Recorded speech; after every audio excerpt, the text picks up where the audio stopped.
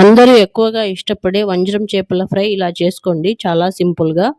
ముందుగా చేపలను నిమ్మకాయ, ఉప్పు వేసి బాగా కడిగి అందులో ఒక హాఫ్ నిమ్మకాయ వాటర్ పిండుకోండి. అలాగే రుచికి తగినంత ఉప్పు, అల్లం వెల్లుల్లి పేస్ట్, పసుపు, కారం, ధనియా పౌడర్, గరం మసాలా వేసి ముక్కలకు పట్టించి ఒక 10 నిమిషాలు వదిలేయండి. ఆ తర్వాత ప్యాన్ పెట్టి ఆయిల్ వేడయ్యాక ముక్కలు వేసి మీడియం ఫ్లేమ్లో ఒక 10 నుండి 15 నిమిషాలు అటు ఇటు తిప్పుతూ ఫ్రై చేసుకోండి.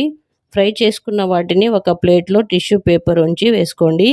అలాగే అన్ని ఫిషెస్ని ఫ్రై చేసుకోండి కొంచెం ఆయిల్ వేసి. ఇలా చేసుకున్న ఫిష్ ఫ్రై 2 రోజుల పాటు ఫ్రిడ్జ్లో పెట్టి తినొచ్చు, ఏమీ పాడవదు.